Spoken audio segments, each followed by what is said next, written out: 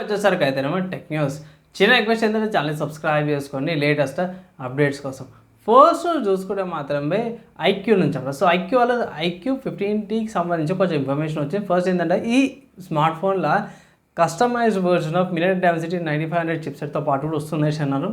అడిషనల్గా చూసుకుంటే 8000 mAh battery 2K resolution డిస్ప్లేతో పాటు వస్తుంది, 216 grams వెయిట్తో పాటు కూడా వస్తుంది అనేసి అయితే అది చైనాలో ఇన్ఫర్మేషన్ అవుతుందో బయట రివీల్ అయిందనేసి అయితే అంటూ కొన్ని స్పెసిఫికేషన్తో పాటు. నెక్స్ట్ చూసుకుంటే రెడ్మీ వాళ్ళు చెప్పడం. సో రెడ్మీ వాళ్ళ రెడ్మీ K100 Pro Maxకి సంబంధించింది. సో కిలోమీటర్ అంత పేర్లు మళ్ళీ స్మార్ట్ ఫోన్లు వచ్చినాయి. సో ఇక్కడ చూసుకుంటే ఈ స్మార్ట్ ఫోన్ ఇదే ఇయర్ లాంచ్ అవబోతుంది అన్నమాట. అంటే చైనాలో లాంచ్ అవబోతుంది, ఇండియాకి అయితే టైం పడుతుంది. ఇది వచ్చేసరికి రెడ్మీ K100 Pro Max ఏదైతుందో రెడ్మీ స్టాండర్డ్ K100తో పాటు కూడా ఇదే లాంచ్ అవబోతుంది అని చెప్తున్నారు. ఇక్కడ ఏంటంటే స్నాప్డ్రాగన్ 8 Gen 6 చిప్సెట్తో పాటు కూడా వస్తుందనేసి అయితే అన్నారు. సో దీని అంచనాల ప్రకారం కూడా చూసుకుంటే దగ్గర 60-70 వేల మధ్యలో ప్రైస్ ఉండే అవకాశం ఉందనేసి అయితే కొంతమంది అంచనాలు అయితే ఇస్తారు. అంటే ఇండియన్ కరెన్సీకి అక్కడ నుంచి ఇక్కడ కన్వర్ట్ చేస్తాం కదా. సో వీటి ప్రకారం కూడా చూస్తుంటే కొన్ని ఇంట్రెస్టింగ్ ఫీచర్స్ ఏంటంటే 120Hz రిఫ్రెష్ రేట్తో పాటు కూడా వస్తుంది. And 6.9 inches display, LPDDR5X RAM, UFS 4.0 storage పాటు కూడా వస్తుంది అనేసి అయితే కొన్ని ఇన్స్ అయితే బయటపడ్డాయి అన్నమాట. సో చూడాలి లీగల్ ఇన్ఫర్మేషన్ ప్రకారం ఇది కానీ కన్ఫర్మ్ అయినాక మీకు అప్డేట్ చేస్తాను. మేబీ 2-3 ఇప్పుడు ఇన్ఫర్మేషన్ వచ్చిందంటే 2 నెలల లాంచ్ అయిపోతే ఇంకో 2 నెలలు పెట్టుకొని 4 monthsలో కూడా మన ఇండియాకి అయితే వచ్చేస్తుంది. నెక్స్ట్ చూసుకుంటే లెనోవో నుంచి అన్నమాట. So Lenovo legion Y70 2026 model అయితే తీసుకొస్తారు. అంటే స్నాప్డ్రాగన్ 8 Gen 5 ప్రాసెసర్తో పాటు కూడా వస్తుంది.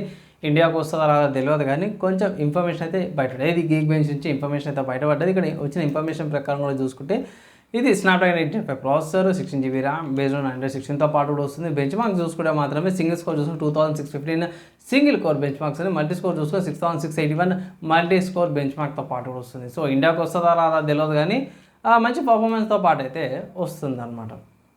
నెక్స్ట్ సాఫ్ట్వేర్స్కి సంబంధించిన న్యూస్ చూసుకుంటే మాత్రమే ఇక్కడ యాపిల్ వాళ్ళ iOS అండ్ మ్యాక్ OS 27లా ఇది ట్యాబ్ గ్రూప్ ఏదైతే ఉందో సఫారీలో రాబోతుంది అంటవి. అండ్ ఏదైతే యూజ్ చేసే వాళ్ళు కూడా బెటర్ అనుకోవచ్చు. సో ఈ కొన్ని ఫీచర్స్ ఏవైతే అప్కమింగ్ డేస్లో ఇంకా అడిషనల్ ఫీచర్స్ రివీల్ చేస్తారని అయితే అంటారు. సో 2027కి అయితే మనం ఆగాల్సిందే WWDCలా.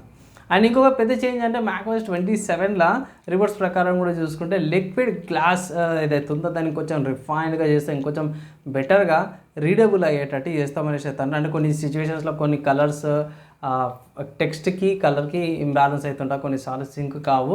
సో దానికి కూడా రిఫైన్మెంట్ చేస్తామనేసి అయితే అన్నారు.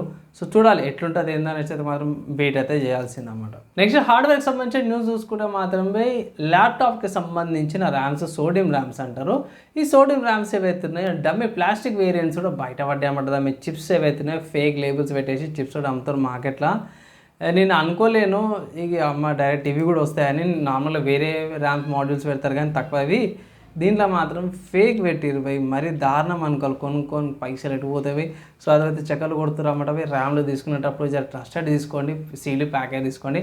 అండ్ మోస్ట్లీ సెకండ్ హ్యాండ్ నమ్మకం ఉన్న వాళ్ళకి తీసుకొని కొత్తగా ఉన్న వాళ్ళతో పర్చేస్ తీసుకోండి అయితే ఒక సలహా అయితే ఇస్తాను. నెక్స్ట్ చూసుకుంటే కూలర్ మాస్టర్ నుంచి అన్నమాట. సో కూలర్ మాస్టర్ వాళ్ళు MWE సిరీస్ సంబంధించిన పవర్ సప్లై చేసి MWE గోల్డ్ వర్జన్ ప్రోని అయితే లాంచ్ చేసిరన్నమాట. సో దీంట్లో స్పెషాలిటీ ఏందన్నా అంటే మాత్రమే ఇది GPU షీల్డ్తో పాటు కూడా వస్తుంది. ఇక్కడ చూసుకుంటే 12V 2x6 కనెక్టర్ అవుతుందో కరెంట్ మానిటరింగ్ చేస్తుంది అన్నమాట. సో ఇక్కడ మానిటరింగ్ ఉన్నది 3 లైట్స్ ఉన్నవి, లైక్ గ్రీన్ 9.3A, రెడ్ 9.3Aకి రెడ్ LED ఫ్లాష్ అవుతుంది, అబ్నార్మల్ ఆపరేషన్స్ అని. దాంతో రెడ్ ఇంకోటి 15 amp అనేసి అది GPU షీల్డ్ ఎంగేజ్ అవుతుంది, పవర్ అవుతుంది, GPUకి పవర్ అయితే అవుతుందో అది ఆపేస్తుంది అనమాట. సో MW సిరీస్ నేను పర్సనల్ అదే సిరీస్ యూజ్ చేస్తాను కానీ అది 80+ బ్రాంజ్ అనమాట. ఇది గోల్డ్ సర్టిఫికేషన్తో పాటు కూడా వస్తుంది, 80+ గోల్డ్ సర్టిఫికేషన్తో పాటు కూడా వస్తుంది కాబట్టి సో మంచిగా ఉండొచ్చు.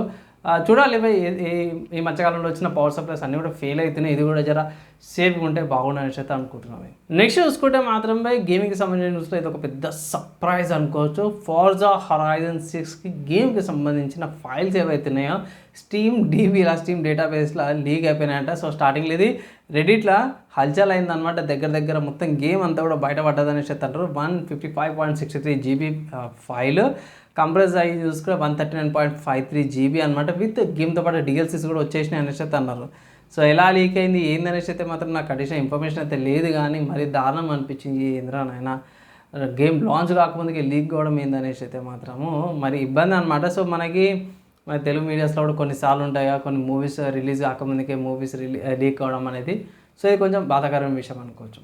అండ్ ఇవి వాళ్ళ tech news, game news, hardware and సాఫ్ట్వేర్స్కి సంబంధించిన న్యూస్. నచ్చి మంచి లైక్ అండ్ షేర్ చేయండి. నెక్స్ట్ వీడియోలో కలుసుకుందాం.